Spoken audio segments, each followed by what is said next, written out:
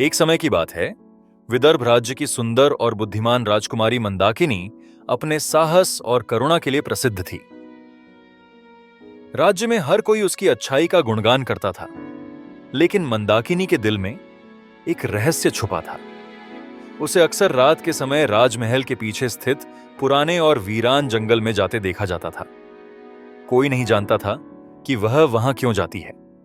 एक रात राजकुमारी के पास उसकी दासी रमा आई, जो काफी समय से उसके साथ थी। उसने मंदाकिनी से कहा, राजकुमारी, क्या आप जानती हैं कि राजमहल में अफवाहें फैल रही हैं? लोग कह रहे हैं कि जंगल में कोई अजीब चीज छुपी है जो सिर्फ आप जानती हैं।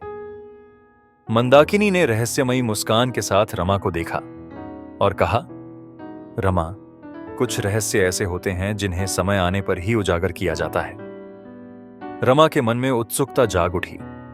अगली रात उसने निश्चय किया कि वह मंदाकिनी का पीछा करेगी और इस रहस्य का पता लगाएगी। जैसे ही राजकुमारी जंगल की ओर बढ़ी, रमा ने चुपचाप उसका पीछा किया।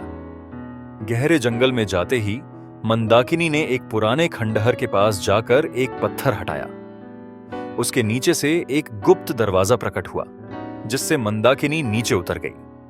रमा ने साहस किया और छुपते हुए धीरे धीरे उसका पीछा करती गई। जैसे ही वे गुप्त सुरंग में पहुंचे, रमा ने देखा कि वहां एक प्राचीन खजाना छुपा था, लेकिन खजाने से भी अधिक रहस्यमयी वहां का माहौल था। वहां दीवारों पर जड़े हुए कुछ प्राचीन चित्र थे, जिनमें एक विशाल काय नाग का चित्रण था। तभी मंदाकिनी ने धीमी आवाज में कुछ मंत्र पढ़े और वह खजाना स्वयं ही खुलने लगा। तभी एक तेज गर्जना गूंजी, जिससे रमा भयभीत हो गई। अचानक मंदाकिनी ने मुड़कर रमा को देखा और कहा, तुम यहां क्यों आई हो? क्या तुम नहीं जानती कि यह स्थान सिर्फ रॉयल खून वालों के लिए है? रमा कांपते हुए बोली, मुझे माफ करें राजकुमारी, लेकिन मैं जानना चाहती थी कि आप हर रात यहां क्यों आती हैं। मंदाकिनी ने गहरी सांस ली और बोली, यह खजाना हमारी पीढ़ियों से जुड़ा एक अभिशाप है।